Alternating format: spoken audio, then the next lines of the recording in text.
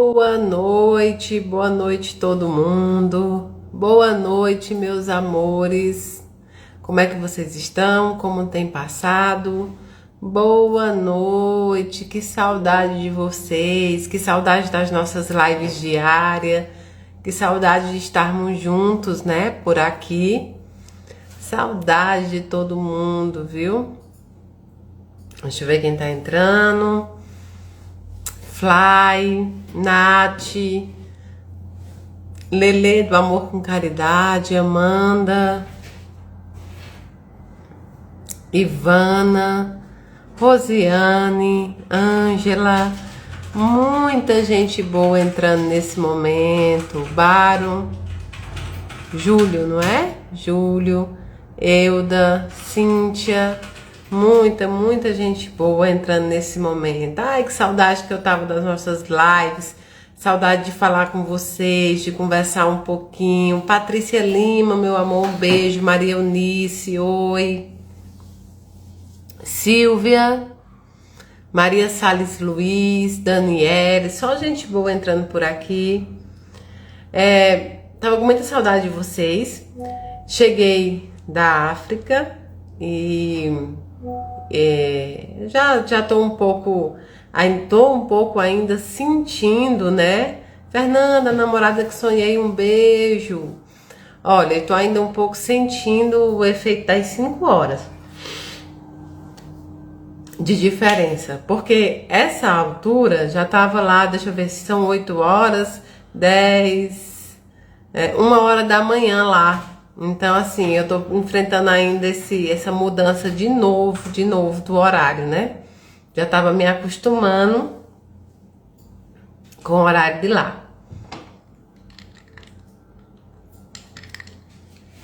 Mas já volta tudo ao normal, né? Ellen, um beijo, querida Jane. Ei, gente, foi minha companhia na caravana, viu? Ede foi minha companhia lá, junto com Bianca, Najara, tanta gente boa lá que me acompanhou nessa caravana. Então, hoje eu queria falar um pouco para vocês e também responder uma perguntas de vocês. Por quê? Porque lá a internet era muito ruim, então era muito difícil fazer live lá, muito difícil mesmo. E eu queria contar um pouco de tudo que eu vivi. Gente, vão me desculpar no sono direto, mas é porque eu ainda tô acostumando depois de 15 dias lá, não é? Olha, e eu queria contar pra vocês um pouco, agora mais calma, já em casa, né?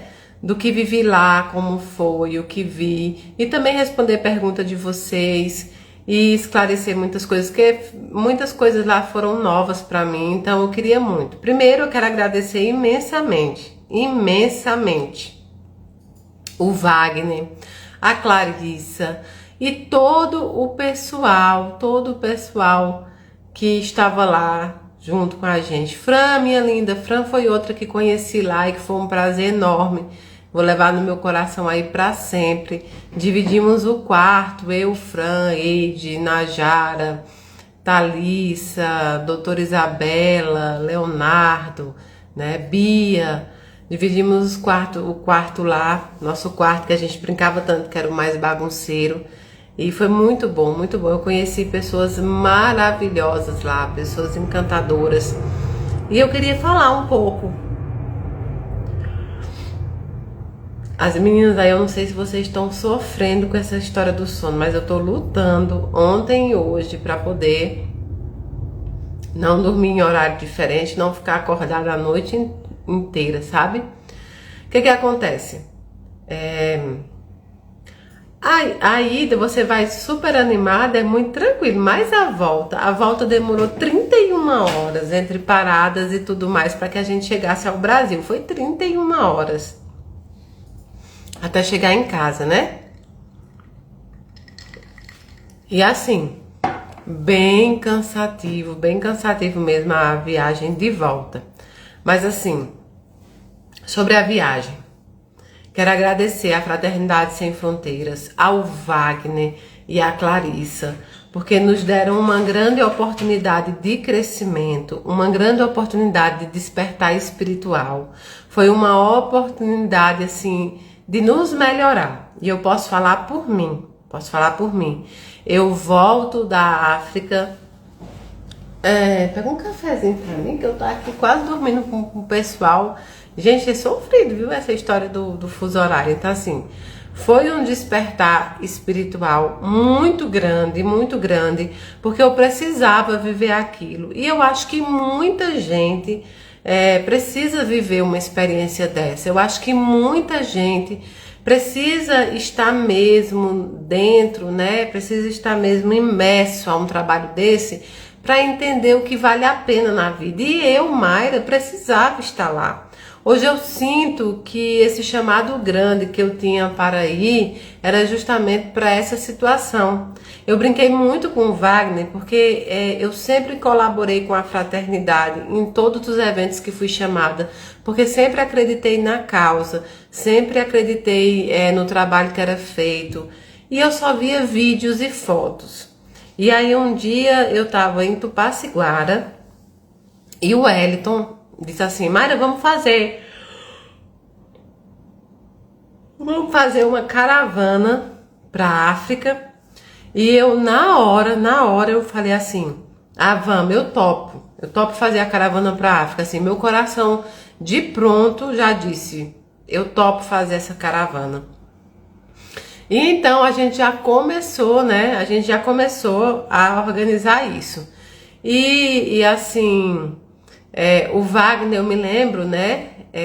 Eu me lembro que o Wagner, ele falou assim pra mim: irmãzinha, vem, aqui no Malawi é tranquilo. Eu até brinquei com ele, eu falei: olha que você me falou que no Malawi era tranquilo, hein? E fomos, né? Fomos até lá.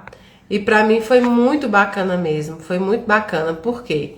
Porque foi uma experiência maravilhosa, assim, maravilhosa enquanto ser humano, enquanto despertar espiritual, enquanto acordar para o mundo, acordar para o que tem valor, acordar para o que verdadeiramente importa, acordar para as coisas mesmo, né, que a gente precisa fazer. Sim, eu ganhei a jaqueta, viu? Eu ganhei a jaqueta, quero dizer para todo mundo, ele cumpriu a palavra dele, eu trouxe a jaqueta dele, que foi uma brincadeira que nós fizemos, né? Para tornar as coisas mais leves também. Então foi uma brincadeira mesmo que nós fizemos. Eu tô olhando aqui a internet, tá, gente? Parece que tá oscilando. Será que não é por causa do quarto, né? Então, assim, chegando lá, a impressão que você tem quando você chega na fraternidade é de uma outra situação, porque no projeto da fraternidade é tudo muito simples, mas é tudo muito acolhedor mesmo.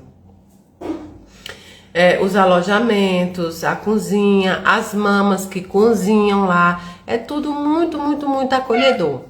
Então nós chegamos no primeiro dia, já fomos acolhidos com um grupo, né? Com um grupo que nos recebeu com música, eles tocando também.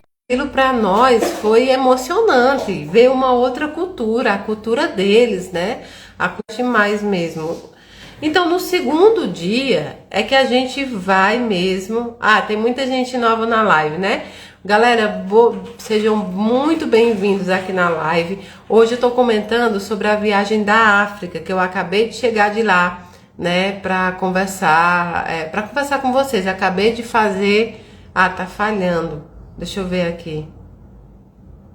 Tá falhando a internet. Só um minutinho, tá, gente? Que eu tô vendo aqui.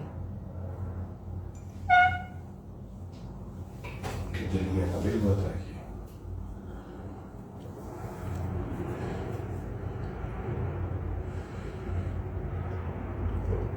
Então, tá travando, né? Nós estamos tentando resolver aqui por conta da internet, tá? Deixa eu ver como é que a gente vê aqui. Vê, testa aí, senão vou ter que desligar e desligar o roteador.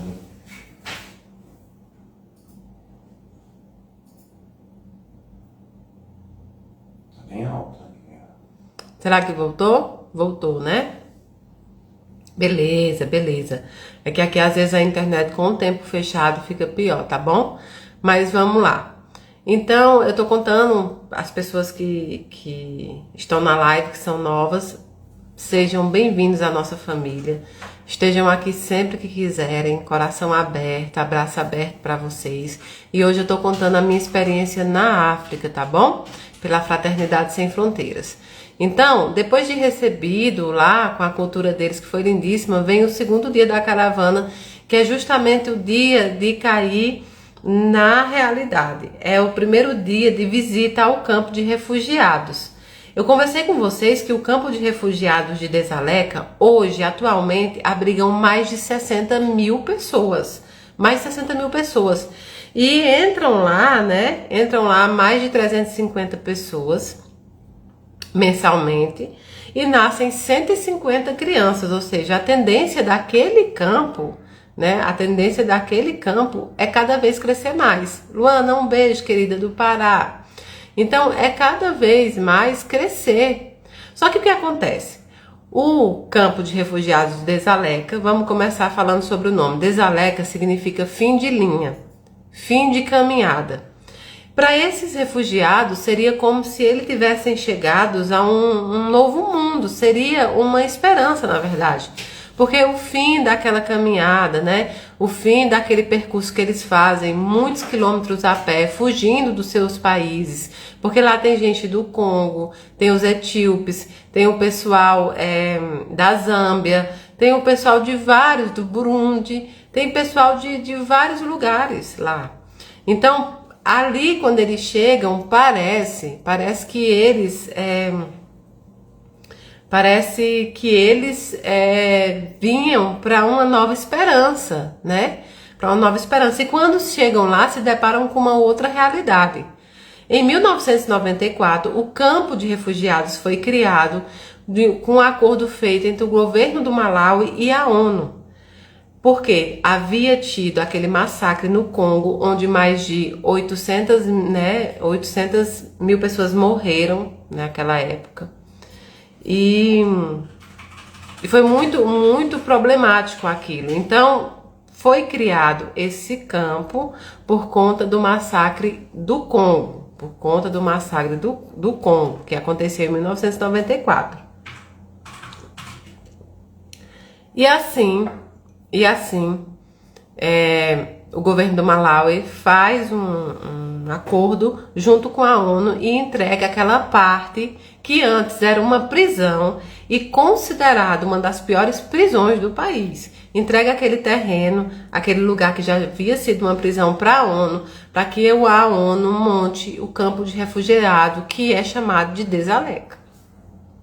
Assim sendo, nessa estrutura, eles chegam lá para realmente fugir da guerra. Só que eles encontram uma realidade tão pior, porque alguns deles até voltam. Por isso que eu digo que é pior.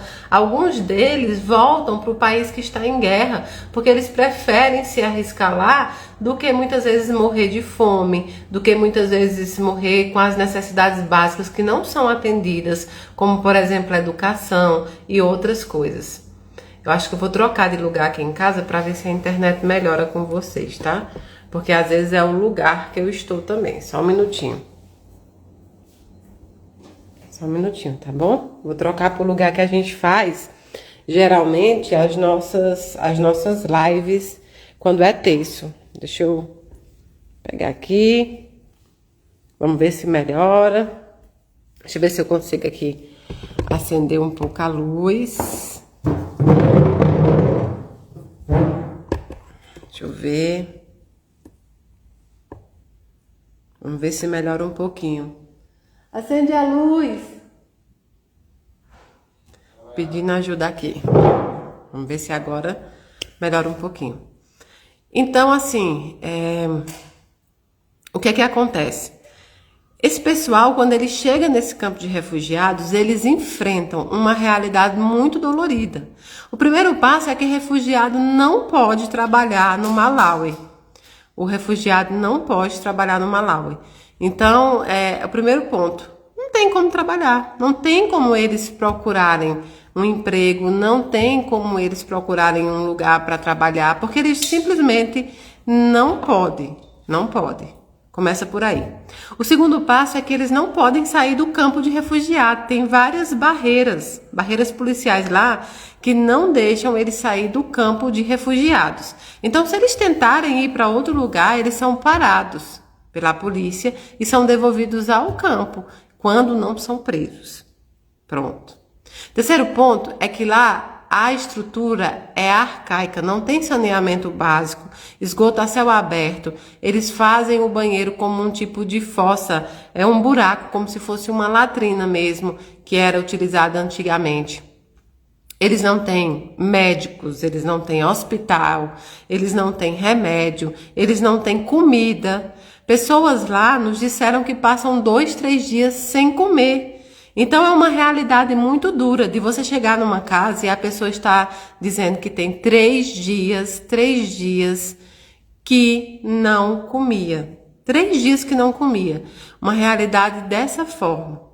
Depois você enfrenta a realidade das doenças. Dentro do campo de refugiados, existem inúmeras doenças que pipocam, doenças respiratórias, porque eles dormem no chão, no barro, eles não têm cama, eles não têm nada, eles têm um tapete no chão e muitas vezes um papel, muitas vezes uma coisa fina. Nós entramos em várias casas que só tem algo no chão e as famílias em cima. Outra casa que nós entramos, as coisas da cozinha que tinham, umas panelas, ficam junto dentro do buraco que eles cavam para fazer o banheiro. Então as doenças lá que são relativas a infecções respiratórias e tudo mais, são enormes. E então você conhece a realidade da fome. Me bateu muito forte essa pedrada porque é a fome. É a fome de você andar nas ruas e as crianças dizerem: eu estou com fome, me dá alguma coisa para comer, me dá alguma coisa, né? Eu estou com muita fome. São pessoas realmente que são necessitadas de tudo. E olha que a comida deles, que eles mais comem lá, né? É um tipo de massa feita com milho. Tanto que quando a gente comprou as cestas básicas que vocês doaram, é uma massa. A gente comprou 50 quilos de milho, um fardo de carvão, 5 litros de óleo, 2 quilos de feijão e 2 barras de sabão para eles. Essa é a cesta básica deles, né? Então eles moem e fazem aquilo ali. Carne é muito difícil, pão muito difícil. Por exemplo, na escola de pessoas com deficiência que a Fraternidade pegou ano passado, porque uma outra ONG da Alemanha simplesmente abandonou lá, e a Fraternidade não quis deixar as crianças abandonadas e pegou mesmo sem ter, né? Sem ter condição. As crianças comem ovo uma vez por semana na sexta-feira, um ovo cozido. As crianças comem lá. No campo de refugiados, o número de mulheres que se prostituem é altíssimo. As mulheres são estupradas, elas se prostituem por 0,50 centavos de dólares. Ou seja, uma mixaria. E muitas delas nos disseram que os homens, além de muitas vezes utilizar sem pagar, ainda batiam, ainda espancavam elas. Então é uma realidade extremamente dura. Essas mulheres não possuem o básico. Uma coisa que a gente pensa também é no momento do ciclo menstrual, não existe, porque essas mulheres não têm nada, elas não têm calcinha, elas não têm nada. E o índice de infecção ginecológica é enorme, de doença ginecológica. E isso foi como os médicos que vão para a caravana nos disseram, que eles atendem muitas mulheres assim. Fora o índice lá de doenças sexualmente transmissíveis, que é altíssimo. Então, crianças com feridas, os médicos lá tiveram que limpar feridas do pé de uma menina que estava pousando mosca, colocando coisa. Então, é uma realidade que você enfrenta uma pobreza, uma miserabilidade.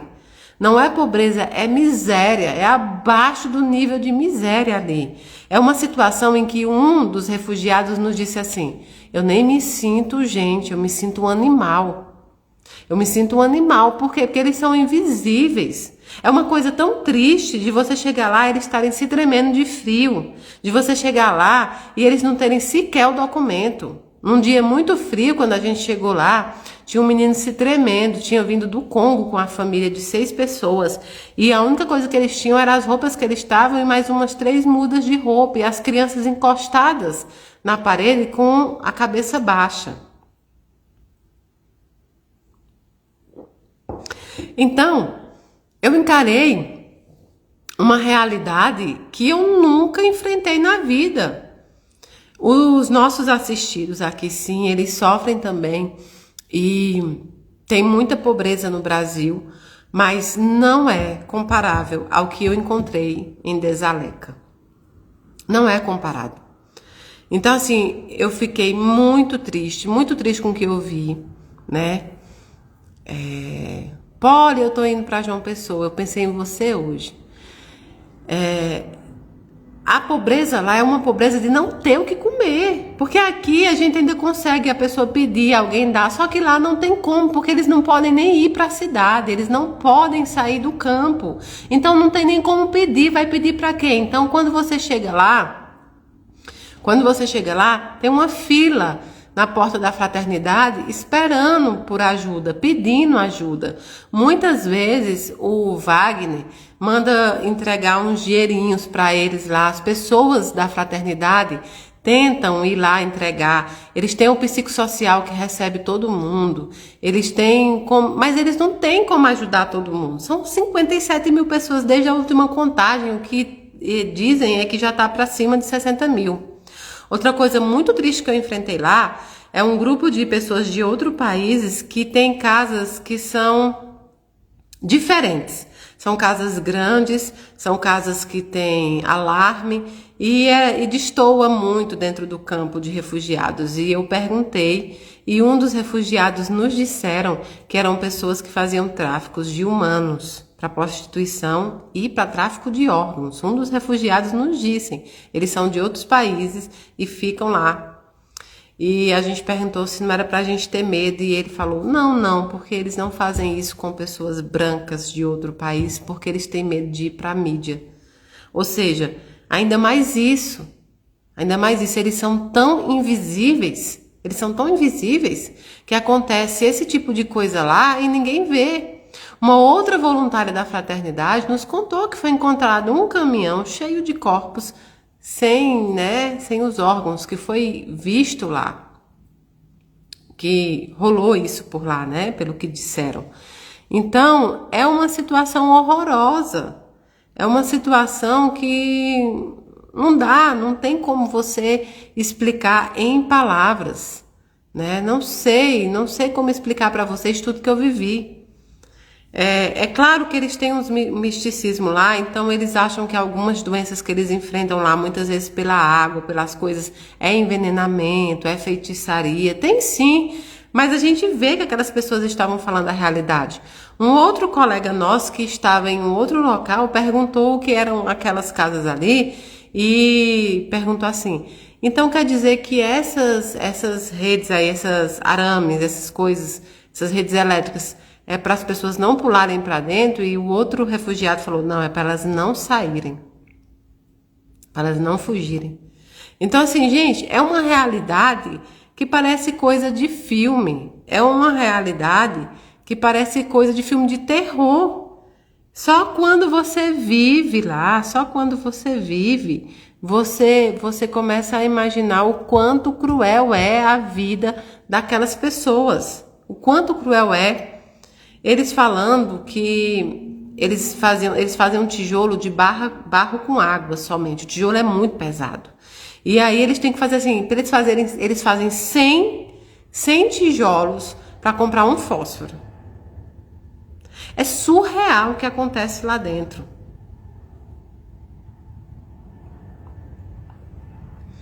Então, a fraternidade é a única ONG séria que atua lá dentro. E ela não tem condição de atuar com todo mundo, não tem condição. Eles fazem o que podem com o pouco que tem. Lembrando que a fraternidade não tem só no Malau, ela tem em Moçambique, ela tem Madagascar, que é uma situação de fome extrema também. Tem os órfãos do Burundi, que eram do Congo. e tiveram que ir para o Burundi, né, para poder, né, para poder salvar elas da guerra que estava no Congo. Então eu fiquei impactada com o trabalho que é feito na fraternidade, impactada como essas pessoas doam a sua vida lá, numa situação. Eu cheguei a perguntar para o Wagner e para a Clarice como é que eles conseguiam conviver com aquilo, e eles, olha, Mayra, é um trabalho psicológico muito grande, porque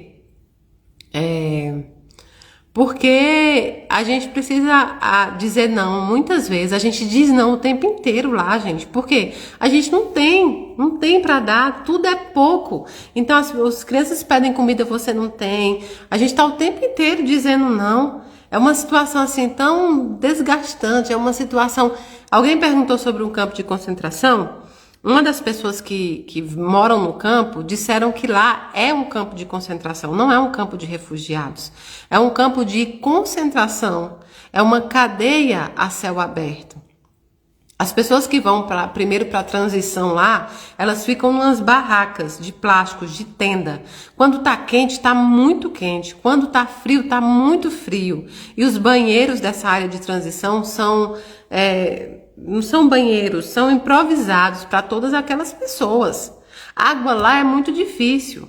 A água lá são poucos poços que tem dentro do campo de refugiado, e eles precisam manualmente pegar essa água. A fila é enorme. Então eles tomam pouco banho, eles não têm sabão para lavar as roupas.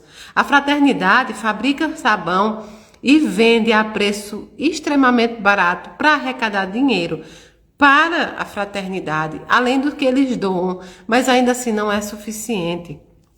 Nós estamos falando de 60 mil pessoas, mais de 10 mil crianças estão lá dentro. Então, assim, a situação é extremamente difícil. É uma miséria tão profunda que te dói. Te dói até chegar em casa e comer, te dói chegar em casa e deitar e imaginar que aquelas pessoas ainda estão lá.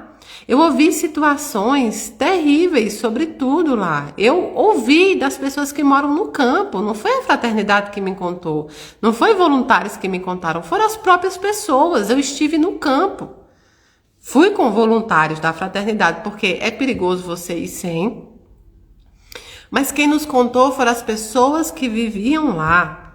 Teve outros colegas da caravana que pagaram para colocar correntes nas portas, porque os homens invadiam a casa onde tinha uma mulher separada ou viúva e estupravam essa mulher. A condição da mulher lá é ainda pior.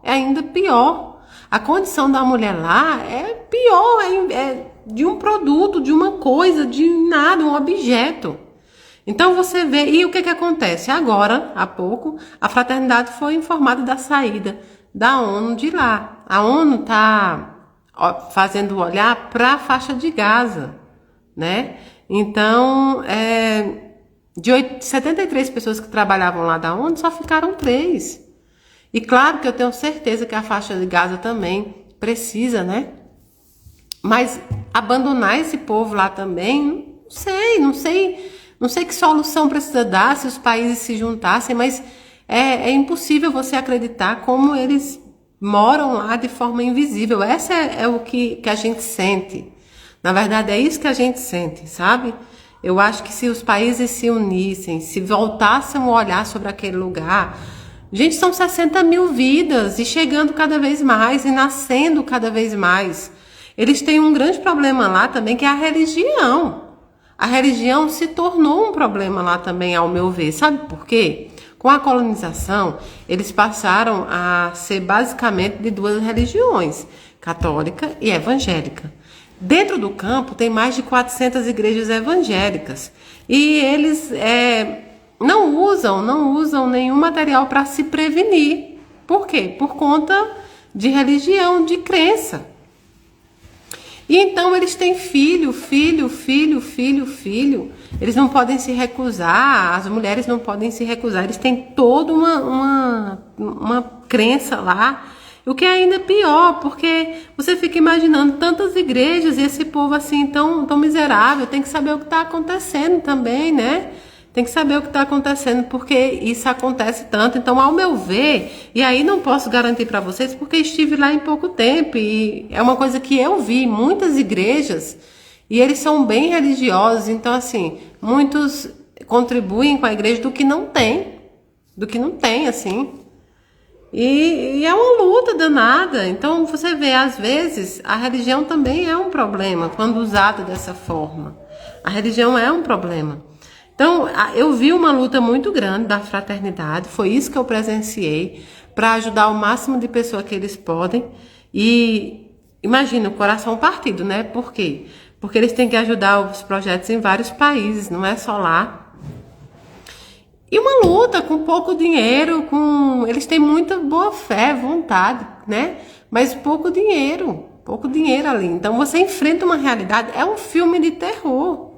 Aquilo é um filme de terror, de você voltar para casa pensando, meu Deus, mas eu quero, isso foi uma visão, essa visão que eu vi lá, eu precisava, né?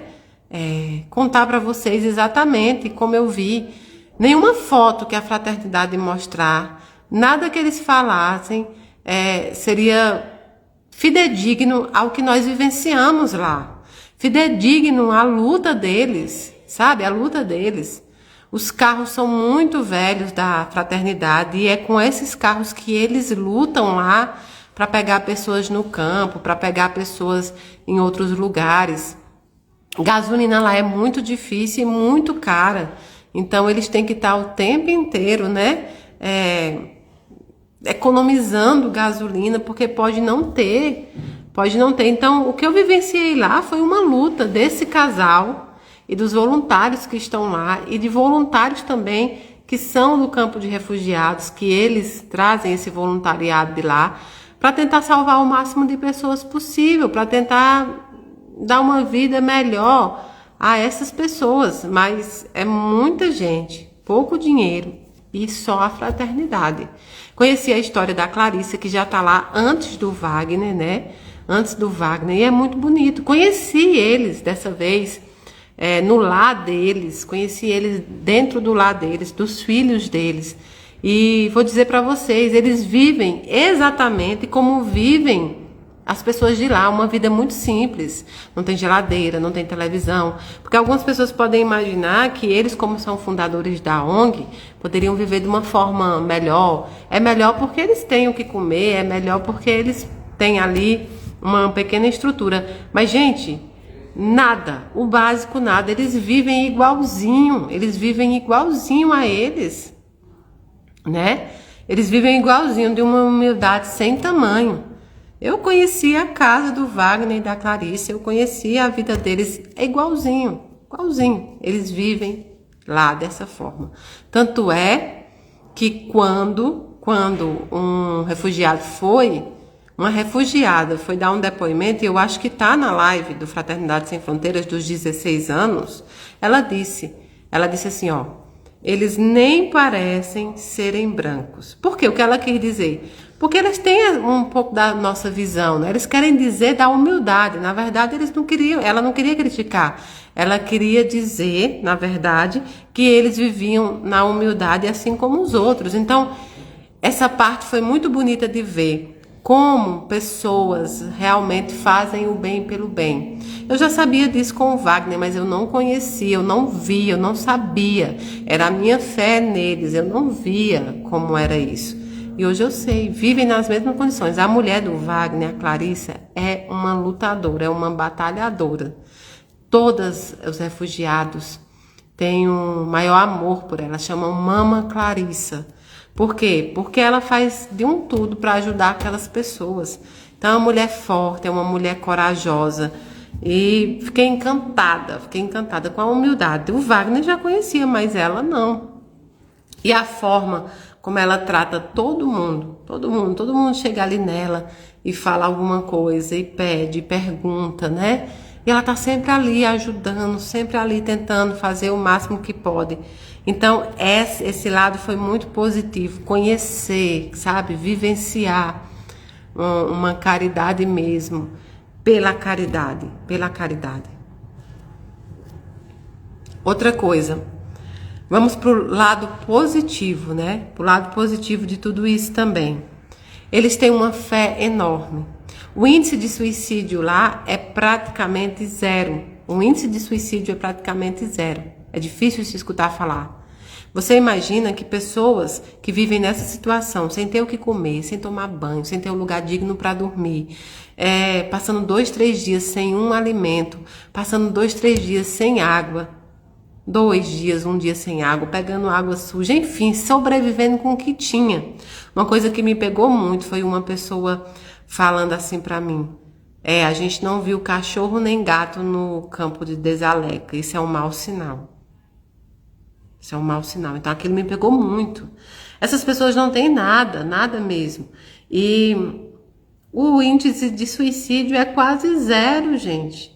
Vocês verem, e eles são doidos para viver. Eles agradecem por ter acordado respirando.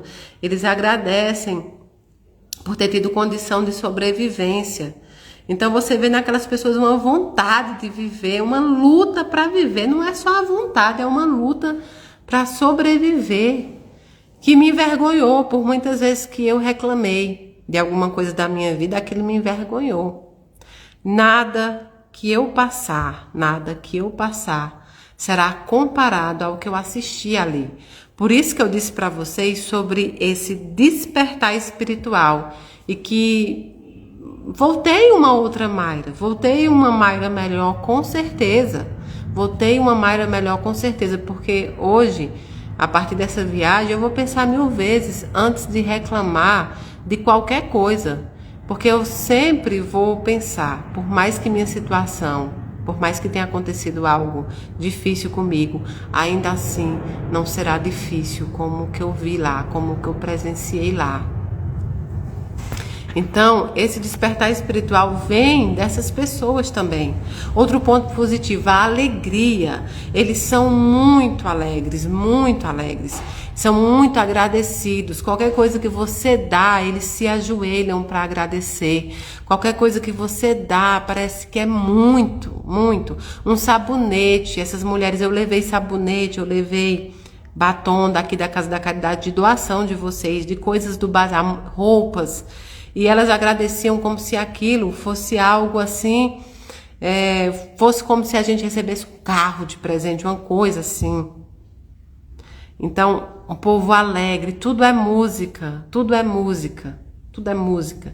Eles cantam, eles dançam, eles louvam, eles oram o tempo inteiro. Um povo grato por tudo, um povo grato por tudo, por tudo, por tudo. Eu não vi uma reclamação dessas pessoas lá. Quando a gente ia conversar, eles diziam: a vida no campo é muito difícil, mas nunca vi uma reclamação sobre Deus. No campo tem um cemitério e eles enterram lá. Então, uma história chocante que eu ouvi, e eu acho que está aí no Instagram para vocês, foi saber que muitos dos outros países, uma das armas de guerra, né? Uma das armas de guerra que eles usam é colocar os filhos para estuprarem a própria mãe. Eu fiquei chocada com isso.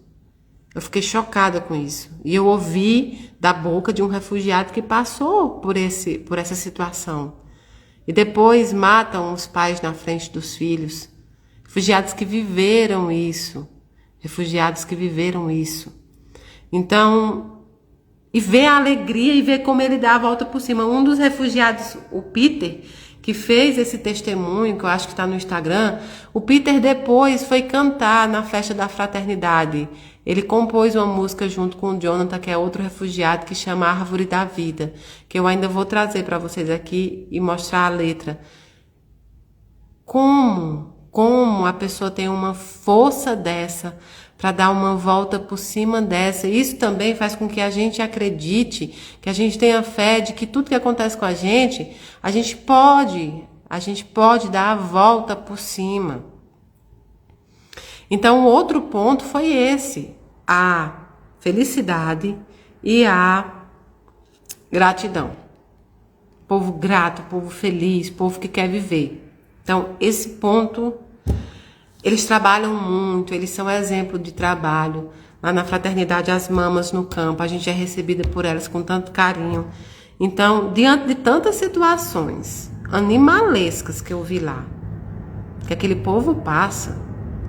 Não tinha como, né? Não tinha como você imaginar que o pessoal seria tão feliz, tão feliz.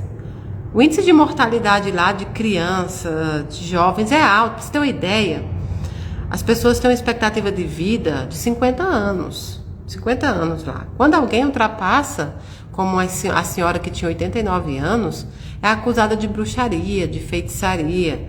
Outra coisa também é que a fraternidade acolhe muito as pessoas que chegam lá com esse tipo de preconceito. Os albinos, por exemplo, eles têm uma teoria lá que os albinos é coisa de feitiçaria, então os albinos são muito protegidos lá pela fraternidade, para que eles não sofram nenhum tipo de violência. Aí a fraternidade dá protetor solar, mas ainda é muita gente para pouca ajuda que a fraternidade tem, de verdade. Por exemplo, homossexualidade lá é crime, e as pessoas podem ficar até 14 anos presas. Então, já viu o Wagner e a Clarice ajudar pessoas desse jeito lá, para que eles não fossem mortos nem no campo e nem fossem presos, de contratar advogado. Então, eu presenciei tudo isso, gente. É um país muito arcaico, um país onde e principalmente esse pessoal do campo de refugiado, eles vivem uma situação de verdadeiro desprezo pelo próprio país, pelo próprio governo do país e pelo mundo. A gente não pode culpar só o governo do Malawi que recebeu eles, né? Porque eles vêm de países diferentes. É culpa nossa também. Que ficamos parados, esperando governo, esperando político, esperando, sei lá. A gente pode sempre fazer algo. E você pode achar que o que você faz é pouco, mas eles não têm nada. Então o seu pouco é muito, entende? O seu pouco é muito. É tão bonito ver também como a fraternidade tem também investido a longo prazo, colocando as crianças para estudar. Tem crianças lá que já falam 3 línguas, francês, inglês e o dialeto deles. Tem pessoas que falam 4, 5 línguas, entendem? Então, assim, investindo também a longo prazo, não é só ali matando a fome, nem as coisas mais rápidas, mas investindo a longo prazo. Mas falta de um tudo. Então, às vezes você pensa, não, eu não consigo ajudar. Claro que consegue. O seu pouco é muito para eles. Se você tiver mais do que uma panela, mais do que 2 pratos. Rapaz, copo eu nem vi, não vou mentir para vocês não, copo eu nem vi nas casas. Então, você imagine, não tem sabonete, não tem shampoo, não tem escova de dente, não tem pasta de dente. A gente entregou lá creme dental, as crianças não sabiam o que era. As crianças não sabiam o que eram, gente. Então, imaginem isso. É uma situação surreal, só quem vive para ver aquilo ali. Então, eu recomendo a ida nas caravanas, recomendo. E um povo carinhoso, um povo que te abraça, as crianças correm. Gente, a coisa que me pegou também muito profundamente foi as crianças pedirem para tirar foto, né? Tirar foto delas, e a gente não entendia direito para quê, mas é porque elas queriam se ver. Não tem espelho, elas não conseguem se ver lá.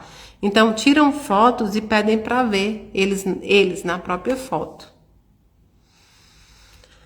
Ai, nada que eu relatasse aqui poderia fazer jus, né, ao que eu vivenciei. Peço até desculpa ao pessoal da fraternidade se eu falei alguma coisa errada aqui, porque sempre que eu tô falando, há o calor da emoção nisso tudo. Mas tudo isso foi o que eu vivenciei. Então, é vivenciar 2 mundos. Quando aqueles que são apadrinhados pela fraternidade têm a sua dignidade de ter ali o voluntariado, o trabalho, uma ajuda. E aqueles que estão no campo, que ainda não conseguiram ser apadrinhados, é uma realidade extrema. E olha que o pessoal da fraternidade, que trabalha junto com o Wagner, eles vão no campo distribuindo, né, um pouco de dinheiro, distribuindo remédios, vendo situações que eles podem ajudar. Imagine, Se a fraternidade não conseguir ficar lá, eu não sei nem o que será daquele povo ali. E o pior é que a gente está de olho fechado, o mundo está de olho fechado. Eu esqueci, como é que se esquece 60 mil pessoas daquele jeito? É incompreensível. É incompreensível.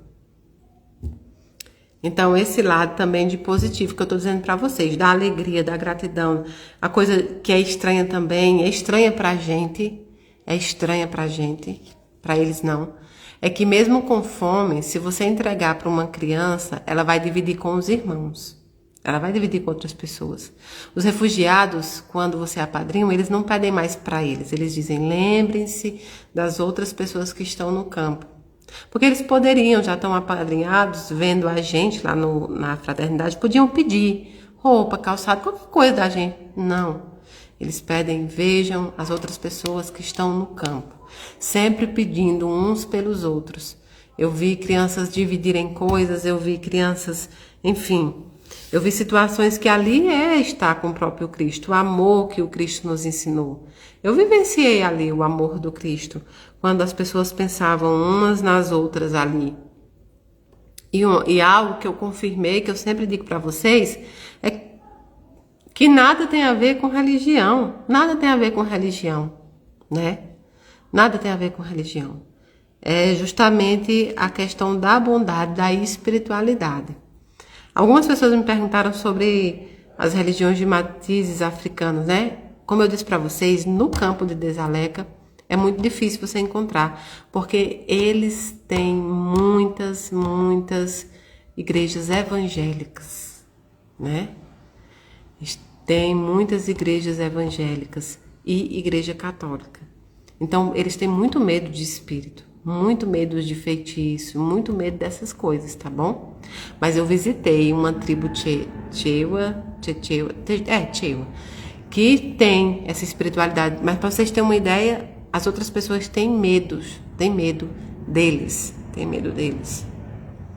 Então, assim, a atuação lá é de uma fé enorme em Deus. Uma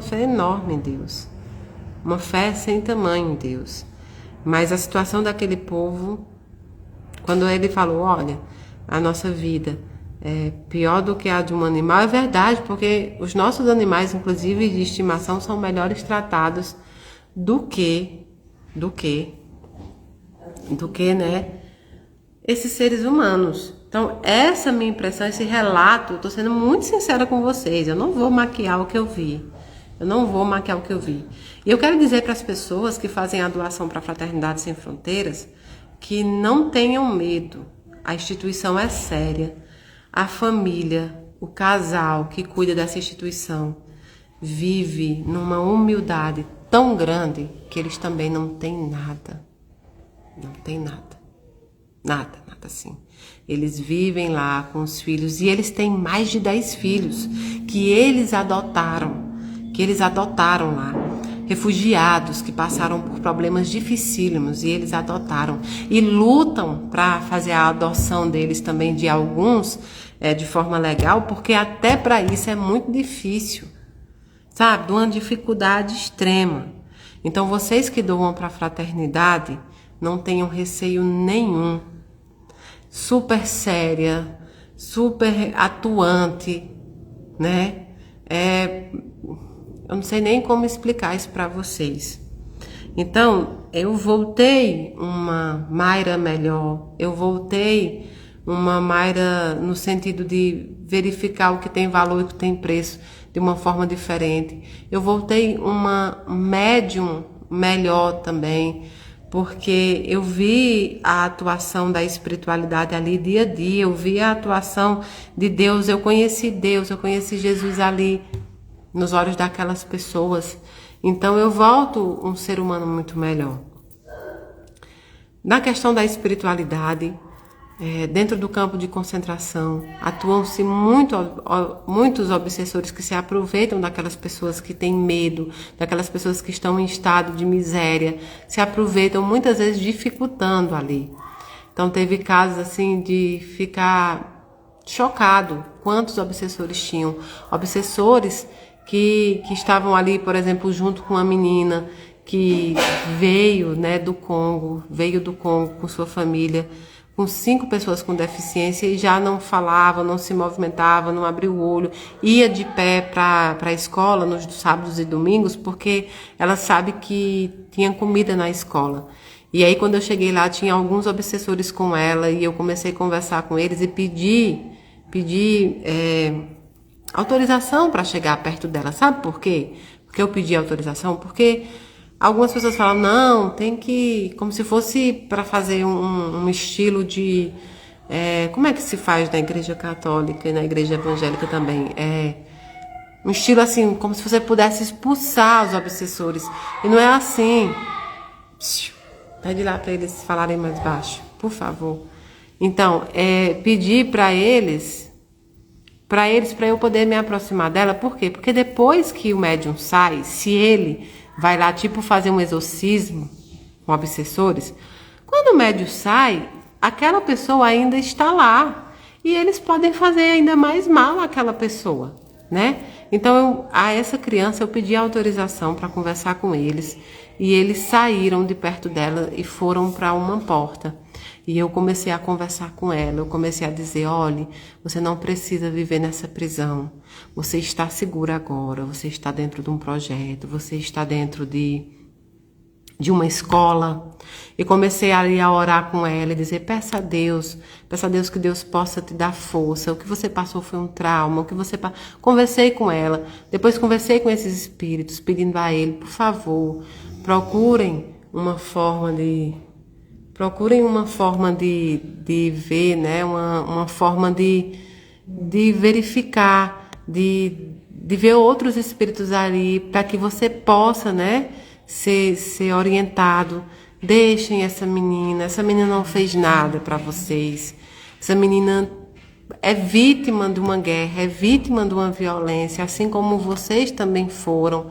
E comecei a conversar com eles no sentido de fazer ali um encaminhamento dele aos espíritos superiores.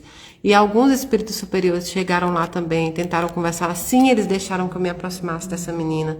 E foi tão bonito, foi uma experiência espiritual que eu nunca vou esquecer, nunca. Por quê? Porque eu comecei a conversar com essa menina e ela estava com o olhinho um pouquinho aberto. De repente o Everton veio e disse, vamos botar a Peppa Pig para ver se ela abre o olho. E a gente botou Peppa Pig e ela ficou olhando. E aí a gente foi levantando o celular e ela foi acompanhando. De repente ela pegou na minha mãozinha e apertou. Eu não conseguia tirar a mão de lá. A mão dessa menina, porque ela apertou com tanta força. E eu comecei a brincar com ela, porque eles chamam pessoas muito brancas de muzungo. E sempre que eu ia na rua, eles falavam, muzungo, muzungo, how are you? Que eles falam inglês também, né? Perguntando como a gente estava. E aí eu fiquei brincando com ela, muzungo, muzungo, e mostrando a mão para ela. De repente ela deu um sorrisinho. E depois eu peguei uma boneca que eu levei e dei para ela. Aí comecei a pentear a boneca, comecei a falar com ela. E ela repetia a mesma ação. Uma menina que não estava conseguindo fazer nada. Os professores, a Clarissa ficou ali. Nossa, que coisa bonita, a gente nunca viu essa menina sorrindo. E de repente eu brinquei de fazer cócegas nela e conversar com ela. E ela abriu um sorrisão bem grandão, sabe? Abriu um sorrisão enorme. Então ali eu vi o agir da espiritualidade também, né?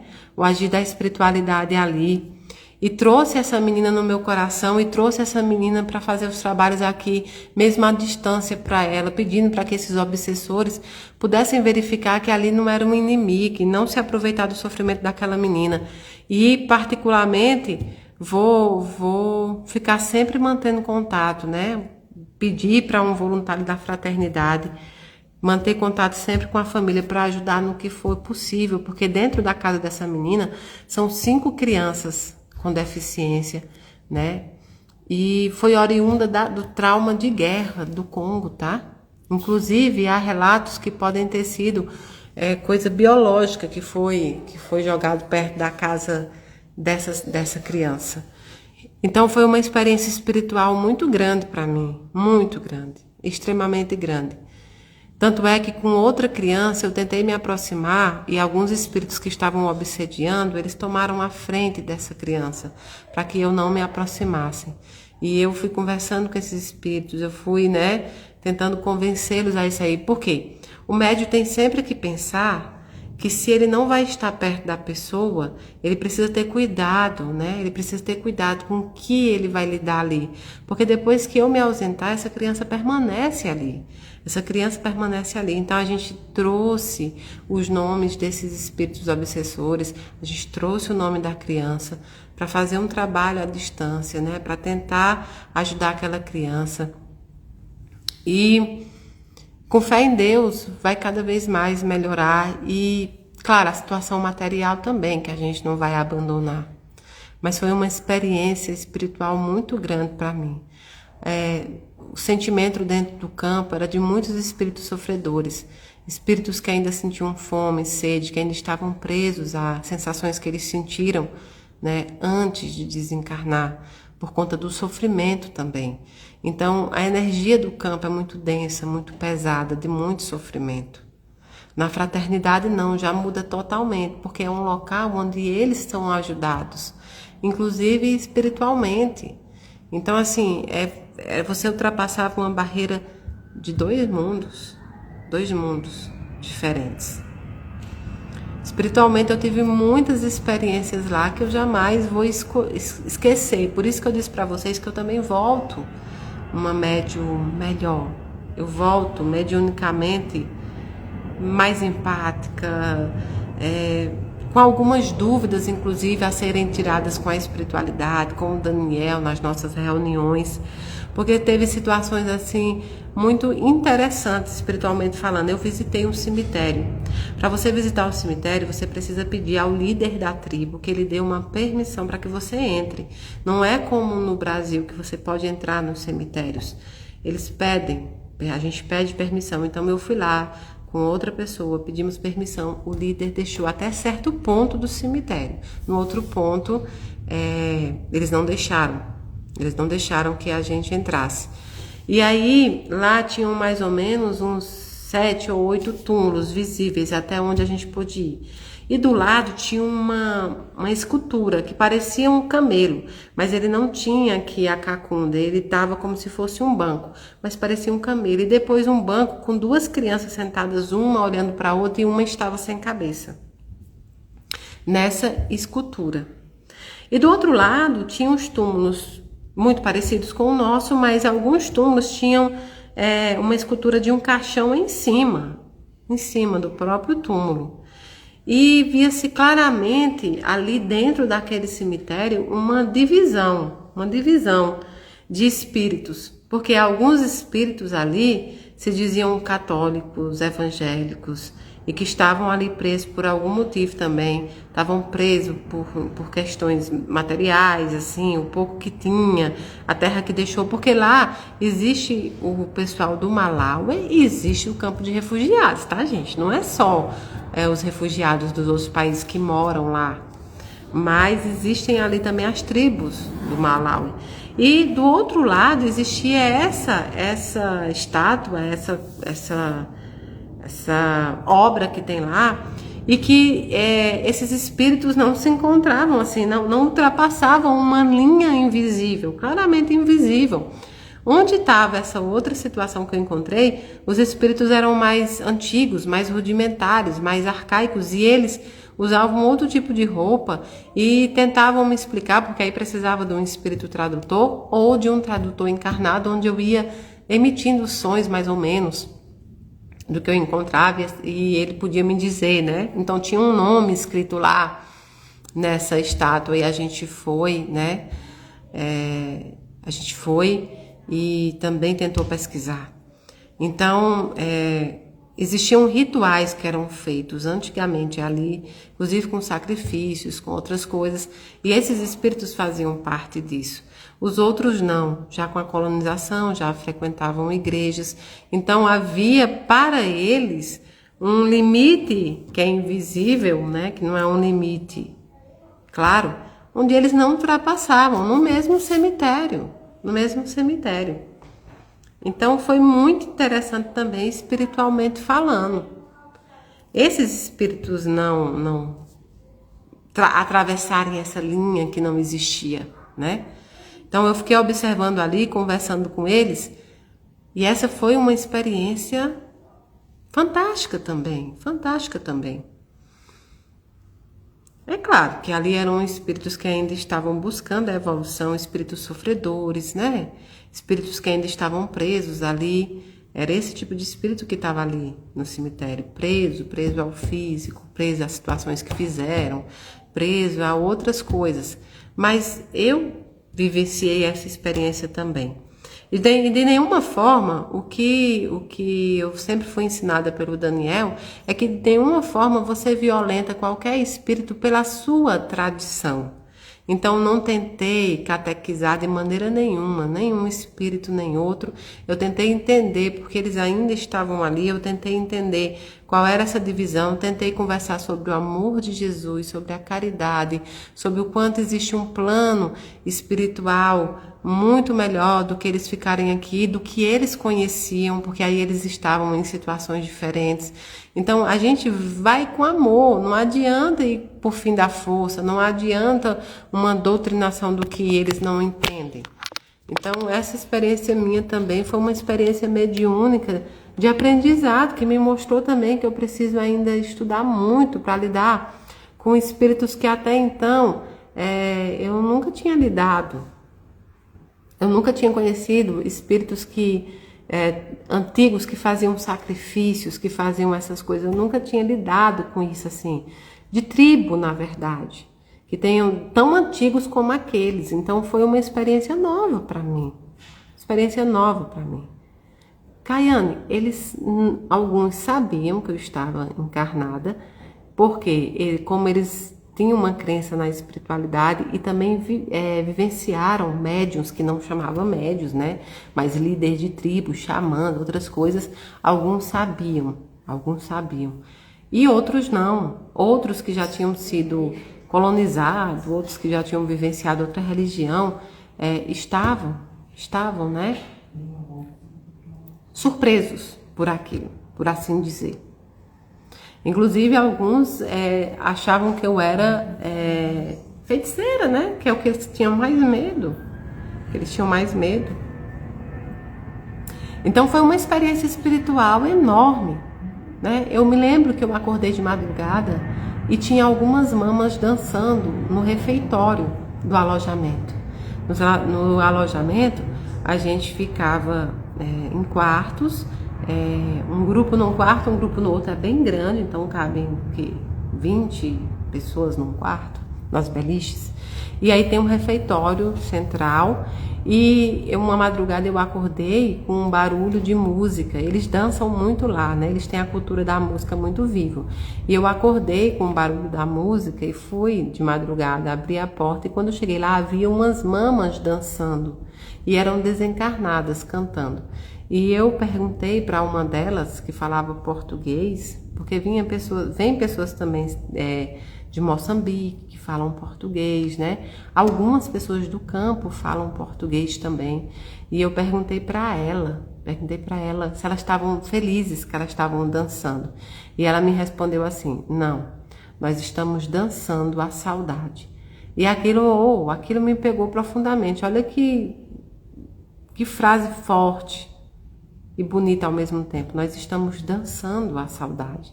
Tratavam-se de mulheres que foram mortas, né, na guerra e seus filhos ficaram órfãos. Então eu vivi experiências espirituais lá, incontáveis experiências que fez com que eu tenha absoluta certeza do tanto que eu ainda tenho que estudar, do tanto que eu ainda tenho que compreender, mas acima de tudo, não é o estudo, do tanto que eu ainda tenho que melhorar como pessoa, como médium, como tudo. Me fez entender ali que a gente precisa estar sempre buscando melhorar, para também ser instrumento da espiritualidade. Então eu vivi muitas coisas nessa viagem que foram libertadoras, amorosas, tristes, mas acima de tudo de um despertar enorme,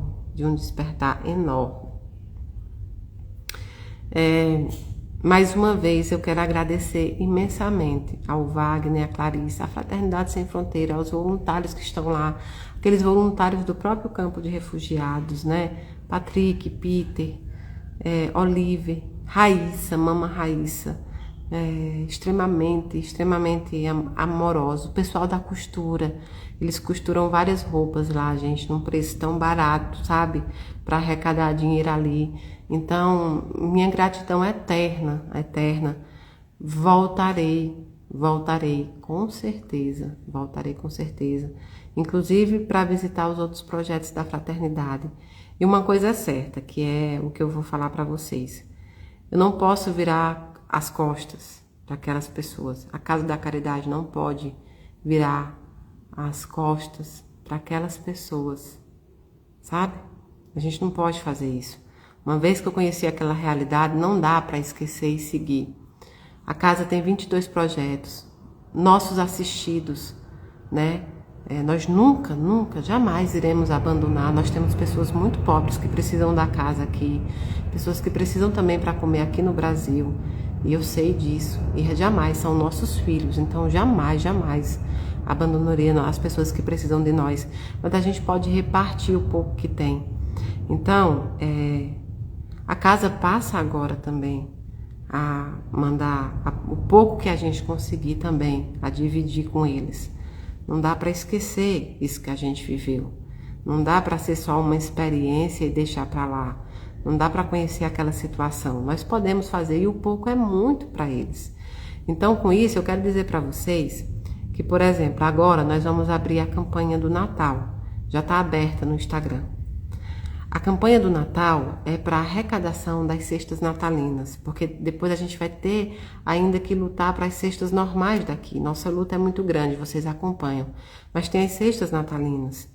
E copiando eles, uma ideia que eu achei maravilhosa, inclusive espiritualmente, foi o apadrinhamento em nome de pessoas que já desencarnaram da caridade, né? Em nome de pessoas que possam dar ali, apadrinhar famílias.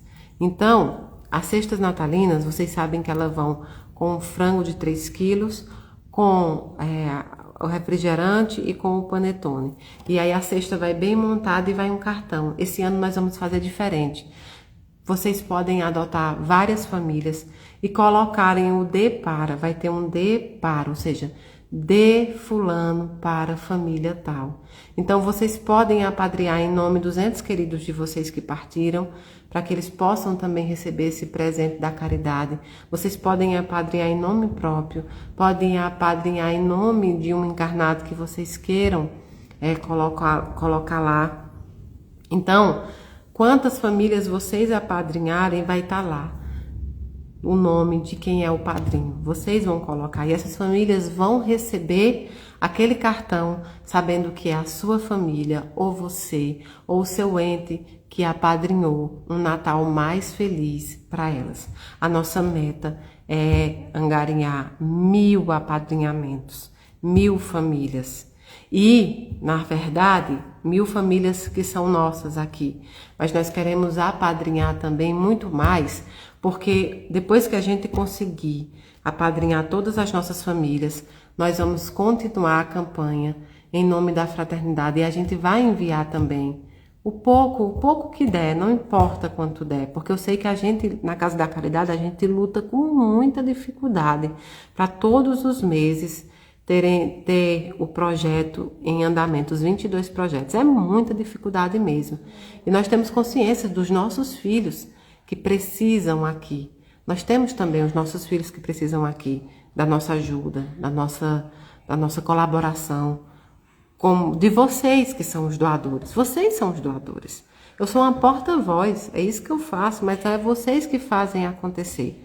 Então, vocês podem apadrinhar em nome do ente querido, em nome de vocês, em nome de outras pessoas, quantas famílias vocês puderem, e nós vamos enviar. E depois, tudo que ultrapassar o cadastro das nossas famílias, nós vamos encaminhar, né?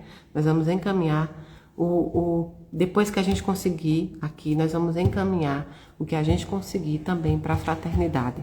E vamos fazer questão de fazer a mesma coisa, mandar uma lista no WhatsApp para o Wagner. Não importa se a gente só conseguir mandar 3, 4, 5, não importa, a gente vai mandar. eu disse pro Wagner que ele ficasse certo, que ele tinha na Casa da Caridade, nos voluntários da casa e nos doadores da casa, uma mão amiga para ajudar, que ele também não está sozinho naquele país fazendo só. Então nós vamos, se Deus quiser, conseguir os apadrinhamentos para as nossas famílias, nossos filhos, que jamais vamos abandonar, deixando isso bem claro. O que nós vamos fazer agora é repartir o pão. É repartir o pão com aqueles irmãos que precisam. E então, tudo que a gente arrecadar, depois das nossas famílias, aí a gente vai enviar para a fraternidade, com o Depara da mesma forma. Agora nós vamos atuar junto, sempre que a gente puder. Inclusive, assim, quando for caravanas, a gente vai encaminhar coisas, mas agora não dá mais para virar as costas. A família da Casa da Caridade cresceu, porque eu já acho assim, jamais a gente vai virar as costas para a fraternidade. Pelo contrário, tudo que a gente puder, a gente vai ajudar. E eu sei que a gente luta com muita dificuldade, mas tudo com Deus é muito. Nós vamos conseguir, a gente bota o pé e Deus põe, né? Deus põe ali. Multiplica o pão, multiplica o pão. A gente vai ajudar, né?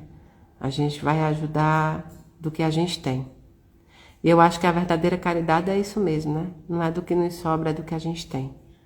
A gente vai sempre atuar com responsabilidade com os nossos também, que a gente não pode abandonar as pessoas que dependem de nós aqui no Brasil. Jamais, jamais. São meus filhos de coração, de alma, mas também não vou esquecer daqueles irmãos da África, nunca, nunca. Por isso eu peço a ajuda de vocês. Compartilhem o post de Natal da Casa da Caridade. Compartilhem ao máximo de pessoas. Expliquem para elas sobre o apadrinhamento.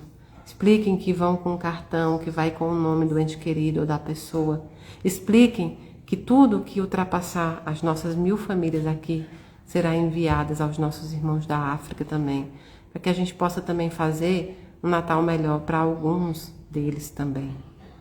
E é isso, a casa, não adiantava eu ir para a África e voltar e depois, eu já fazia junto com a fraternidade, né?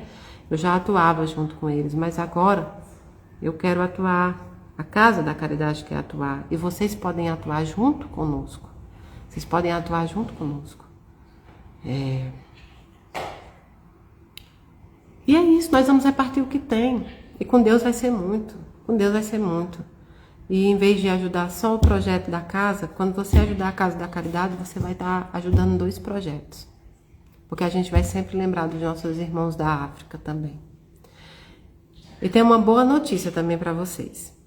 O encontro regional da Fraternidade, em fevereiro do ano que vem, vai ser na Casa da Caridade, dia 21 de fevereiro, com muita gente boa. A gente vai divulgar para vocês o cronograma, o convite, mas nós vamos fazer lá na Casa da Caridade, tá bom? Wagner vem. Então, dia 21 de fevereiro, Fraternidade Sem Fronteiras, aqui na Casa da Caridade. Encontro regional, dia 21 de fevereiro, após o Carnaval. Nós vamos fazer um dia de muito amor nesse encontro, tá bom? Eu agradeço ao Wagner, né, que nos deixou participar também disso. É uma honra enorme. E estaremos fazendo isso. Estaremos fazendo na Casa da Caridade. Teremos também 3 e 4 de maio em Recife, o encontro da fraternidade. Estarei em João Pessoa também, na Federação de João Pessoa Espírita. Estarei também no Congelde. Esses já são os compromissos que eu tenho marcados para o ano que vem também, tá bom? Deixa eu ver mais. Agora, dia 27, estarei no LendaCast com o Daniel Pires, em São Paulo. Estarei também gravando com o Paranormal, tá bom? Estarei gravando com o Paranormal. Dia 26, Joelma, dia 26. A Fraternidade Sem Fronteiras será dia 21 de janeiro. Dia 21 de janeiro. Muito feliz em poder participar, em poder receber o Wagner e a caravana da Casa da Fraternidade Sem Fronteiras na Casa da Caridade. Vamos fazer uma linda festa, receber eles, ajudá-los também, logo após, né? Logo após o Carnaval também. Tenho alguns compromissos no ano que vem, que eu vou fazer o entorno ali de Goiânia, né? Do Goiás, que eu fui convidada esse ano, não consegui ir, mas eu vou divulgar. Então, já tem alguns compromissos que eu já marquei pro ano que vem, mas eu vou divulgar, tá? Nesse ano, próximo agora é São Paulo, para gravação do podcast do Paranormal e o ao vivo com LendaCast. Dia 10 e 11 de dezembro eu estou em Recife e vou explicar para vocês. E tem duas coisas que vão acontecer que são surpresas, que vocês vão gostar muito ainda esse ano. Então, Elô, tô vendo Elô. Elô foi com a gente também na caravana. Elô é uma graça, gente. Elô dançou lá nas tribos. Elô foi uma das mais animadas caravaneiras. Uma graça, simpática, um amor de pessoa mesmo, Elô. Saudade já, viu? Saudade daquela nossa convivência, né? Foi uma convivência muito íntima ali. Uma convivência muito íntima. Então, muita saudade também do pessoal que conviveu comigo ali nos 15 dias. E Elô foi uma dessas. Então, gente, essa foi minha visão, toda essa minha visão. É claro que a gente pode... Luiz Cláudio também, um beijo, Luiz Cláudio também estava conosco na caravana. É claro que essas poucas palavras não vão fazer jus ao que eu vivi lá, mas aos poucos também eu vou falando sobre isso, porque agora vai fazer parte da nossa vida também. Sempre lembrarmos dos nossos irmãos, sempre tentar ajudarmos. Então a gente sempre vai falar. Se já era uma irmã da Fraternidade Sem Fronteiras, agora mais ainda, viu? Mais ainda. Muito obrigada. Muito obrigada. Vou deixar a live salva, tá bom? Observem a campanha do Natal. Vejam lá como vai ser esse ano. Vamos ajudar as nossas famílias de Brasília e vamos tentar ajudar também nossas famílias da África. Então, vamos divulgar muito essa campanha. Muito essa campanha. Para que a gente possa fazer muitas famílias felizes. Lembrando que nós somos todos irmãos.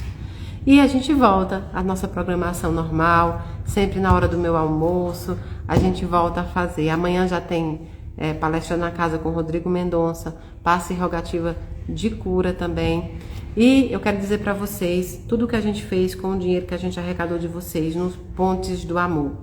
Foram 24 apadrinhamentos que nós levamos com a arrecadação de vocês, 24 famílias que foram apadrinhadas, 10 colchões de casal para famílias do campo, 10 colchões de solteiro para o lar de idosos que o Wagner inaugurou, né? Foram 400 kits de guloseimas para criança, 400 kits de batons e bijuterias para as mamas do campo, muitos artigos de brinquedos também, muitas roupas que nós levamos do nosso bazar, que eram doações de vocês também. Nós apadrinhamos para novos negócios 20 famílias a $50 cada um.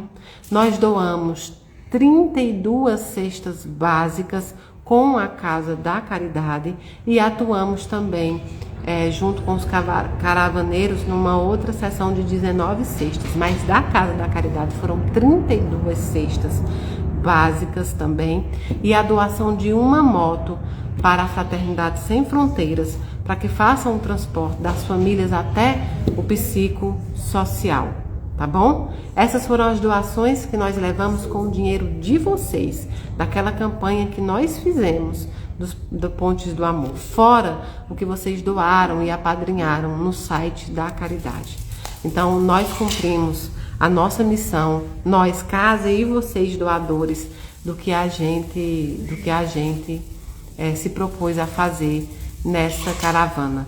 Então eu quero agradecer imensamente a vocês, porque eu pedi, vocês nos ajudaram e nós ajudamos muitas famílias na África com a nossa campanha.